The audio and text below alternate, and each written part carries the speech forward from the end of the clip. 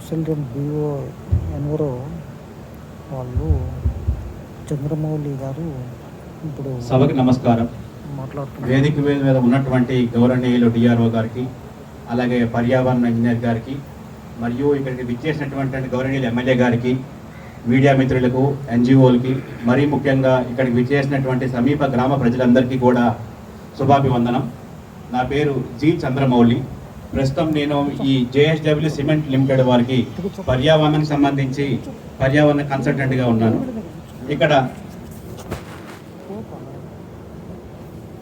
ఇక్కడ వీరు మీ అందరికీ తెలుసు, జేఎస్డబ్ల్యూ సిమెంట్ లిమిటెడ్ వారు ప్రస్తుతం ఇక్కడ బెల్కల్గూడు గ్రామంలో సంవత్సరానికి 2.5 మిలియన్ టన్నుల క్లింకర్ సామర్థ్యంతో మరియు సంవత్సరానికి 4.8 మిలియన్ టన్నుల సిమెంట్ సామర్థ్యంతో ఒక సిమెంట్ పరిశ్రమని వీళ్ళు ఇక్కడ బెల్కల్గూడు గ్రామంలో నడుపుతున్నారన్నమాట.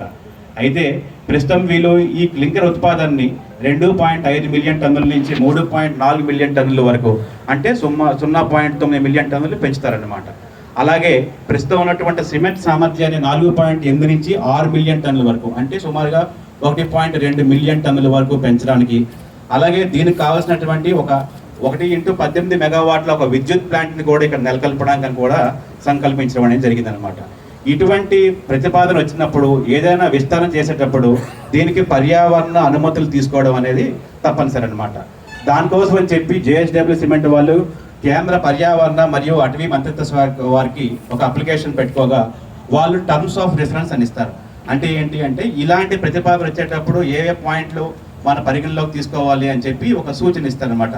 ఆ సూచనల మేరకు మనం ఒక పర్యావరణ అధ్యయన నివేదికను తయారు చేసి దాన్ని మనం ఇక్కడ గ్రామ ప్రజలందరూ కూడా వాళ్ళందరికీ కూడా పెట్టి వారి యొక్క అభిప్రాయ సేకరణ కూడా తీసుకొని తర్వాత మాత్రమే పర్యావరణ అనుమతులు పొందిన తర్వాత మాత్రమే ఈ ప్రతిపాదిత విస్తరణ ఏదైతే ఉందో దాన్ని మనం పెంపొందించాల్సి ఉంటుంది అనమాట.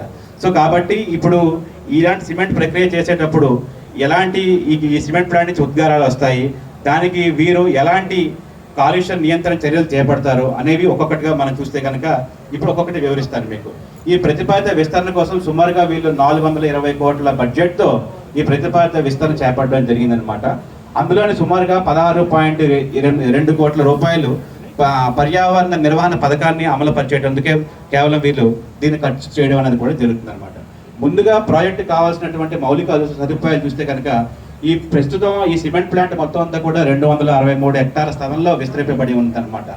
ఈ విస్తరణలో భాగంగా దీనికోసం ఎటువంటి అదనపు భూమి అవసరం లేదు.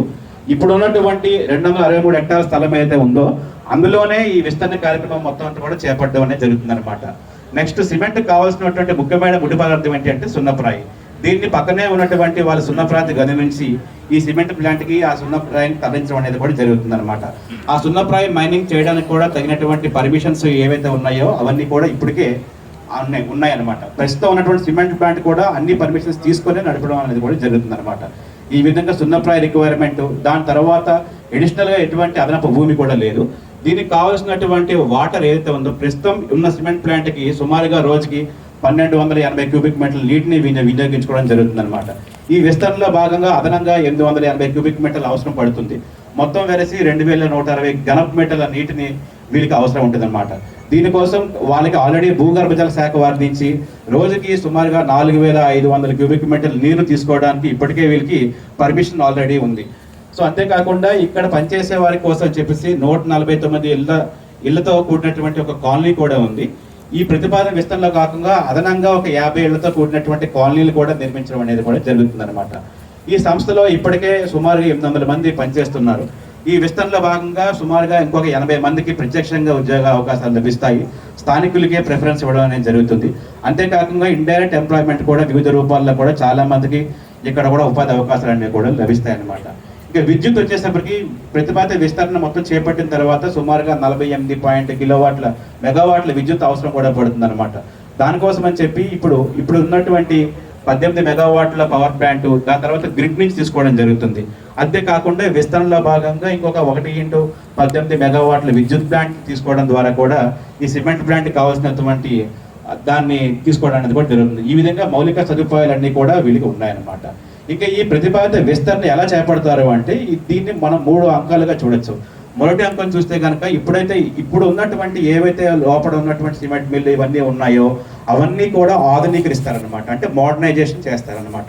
అవి చేయడం ద్వారా ఇప్పుడు ఉన్నటువంటి ఆపరేషన్స్ను ఒక పని వేళలు పెంచడం ద్వారా, అంటే కార్యాచరణ వేళలు పెంచడం ద్వారా, అంతేకాకుండా ఒక కొత్త మిల్లు, ఒక రా మిల్లు, ఒక కూలరు, ఇవన్నీ కూడా ఒక కొత్త యూనిట్ నెలకొల్పడం ద్వారా కూడా ఈ ప్రతిపాదిత విస్తరణ అనేది కూడా చేపట్టడం అనేది జరుగుతుంది. దీంతో పాటుగా ఒక నూతన విద్యుత్ ప్లాంట్ని కూడా నెలకొల్పడం అనేది జరుగుతుంది అనమాట. ఇంకా మన ఈ సిమెంట్ ప్రక్రియ ప్రాసెస్ ఎలా ఉంటుంది అంటే, మనకి సున్నప్రాయిని పక్కన ఉన్నటువంటి సున్నప్రాయి నుంచి గనిని తీసుకొచ్చి అక్కడ దాన్ని క్రష్ చేస్తారు, ఫస్ట్ గ్రైండింగ్ చేస్తారు. గ్రైండింగ్ చేసిన తర్వాత సున్నప్రాయి మిశ్రమాన్ని తయారు చేస్తారు. ఆ మిశ్రమాన్ని సిమెంట్ ప్లాంట్కి తరలించి ఇక్కడ ఉన్నటువంటి 6 దశల ప్రీ హీటర్లోకి పంపించి దాన్ని కిలిన్లోకి పంపించిన తర్వాత అక్కడికి మనకి మెయిన్ ప్రోడక్ట్ క్లింకర్ అనేది వస్తుంది అనమాట. ఇందాక నేను చెప్పిన విధంగా వీళ్ళు 6 మిలియన్ టన్నుల సిమెంట్ని తయారు చేస్తారు అనమాట. ఇందులో వివిధ రకాల సిమెంట్లు ఉంటాయి. ఓపీసీ అంటే ఆర్డినరీ పోర్ట్లాండ్ సిమెంట్ అని, స్లాగ్ సిమెంట్ అని, పొజలోనా సిమెంట్ అని, ఈ విధంగా ఉంటాయి అన్నమాట. ఇక్కడ ఏంటి అంటే ఎట్టి పరిస్థితుల్లోనే కూడా ఇక్కడ నుంచి తయారు చేసినటువంటి సిమెంట్ ఏదైతే ఉంటుందో అది 6 మిలియన్ టన్నులకు మించకుండా ఉంటుంది. మార్కెట్ డిమాండ్ బట్టి ఇందాక చెప్పిన విధంగా క్లింకర్ వస్తుంది. ఆ క్లింకర్ ఓన్లీ జిప్సం యాడ్ చేస్తే ఆర్డినరీ సిమెంట్ అంటాం. దానికి కొంచెం స్లాగ్ యాడ్ చేసి తయారు చేస్తే పోర్ట్లాండ్ స్లాగ్ సిమెంట్ అంటాం. అలాగే ఫ్లై యాష్ని దాన్ని మనం జోడిస్తే కనుక దానికి పోర్ట్లాండ్ పొజలానా సిమెంట్ అంటాం. ఇప్పుడు ఈ పైవన్నీ కూడా వస్తే దాన్ని కాంపోజిట్ సిమెంట్ అంటాం. సో ఆ విధంగా వివిధ రకాల ప్రొడక్ట్ మిక్స్ అనమాట. వివిధ రకాలైనటువంటి సిమెంట్ తయారు చేసేటప్పుడు ఈ విధంగా మొత్తం చూసుకుంటే కనుక సుమారుగా 6 మిలియన్ టన్నులకు మించకుండా వీళ్ళు దాన్ని ఉత్పత్తి చేయడం అనేది జరుగుతుందన్నమాట. సో ఈ విధంగా సిమెంట్ మొత్తం తయారు చేసినప్పుడు గాలిలోకి ధూళి కణాలు కానీ, లేకపోతే శబ్ద కాలుష్యం కానీ, లేకపోతే జల కాలుష్యం కానీ, ఇవన్నీ కూడా మనకి సంభవిస్తాయి. సో అన్నీ ఇప్పుడున్నటువంటి లేటెస్ట్ టెక్నాలజీస్ చూసుకుంటే కనుక మనం ఇక్కడ కూడా ఒక కాలం పాటు, అంటే ఒక సీజన్ పాటు చుట్టుపక్కల పరిసర వాయు నాణ్యత అంటాం. దాన్నే యాంబియంట్ ఎయిర్ క్వాలిటీ అంటాం అనమాట. దాన్ని ఒక సీజన్ పాటు, ఒక కాలం పాటు దాన్ని అధ్యయనం చేసి మనం ఇక్కడ ప్లాంట్ ఏవైతే ఉందో ఈ ప్లాంట్ నుంచి చుట్టుపక్కల 10 కిలోమీటర్ల వ్యాసార్థంలో దాన్ని మొత్తం విలువలన్నీ కూడా కనుగొనడం జరిగింది అనమాట. అక్కడ చూస్తే గాల్లోకి ముఖ్యంగా సిమెంట్ ప్లాంట్ నుంచి మనకి ధూళి కణాలు అనేవి ఎగిసిపడుతూ ఉంటాయి. ఈ ధూళి కణాలు కూడా మనకి ఏంటంటే వివిధ రూపాల్లో ఉంటాయి అన్నమాట. దాన్ని PM10 అంటాం, అంటే ధూళి కణాల సాంద్రత 10 మైక్రోగ్రాముల కంటే తక్కువ ఉన్న వాటివి. అలాగే PM2.5 అంటాం, అంటే ధూళి కణాల సాంద్రత 2.5 మైక్రోగ్రాములు తక్కువ ఉన్న వాటివి. అలాగే సల్ఫర్ డయాక్సైడ్, నత్రజని, ఈ విధంగా కారకాలు ఏమైతే ఉంటాయో ఇవన్నింటినీ కూడా మనం గుర్తించడం అనేది కూడా జరిగిందనమాట. అలా చూస్తే కనుక ప్రస్తుతం ఉన్న PM10 సాంద్రత ఏవైతే ఉందో అది 63 మైక్రోగ్రాముల పర్ క్యూబిక్ మీటర్గా, అలాగే 2.5 సాంద్రత 33గా, అలాగే సల్ఫర్ డయాక్సైడ్, నైట్రోజన్ ఇవి కూడా 13-14 మైక్రోగ్రాములుగా మనం గుర్తించడం అనేది జరిగిందనమాట. ఇవన్నీ కూడా జాతీయ నాణ్యత ప్రమాణాలకు లోబడి ఉన్నట్లుగా మనం ప్రస్తుతం గుర్తించడం అనేది కూడా జరిగిందనమాట. ఇక వాయు కాలుష్యానికి వస్తే కనుక ఇక సిమెంట్ ప్లాంట్లో ఏదైతే మనకి ఎమిషన్స్ అంటే పొగగొట్టాలంటారు అనమాట, చిమ్నీస్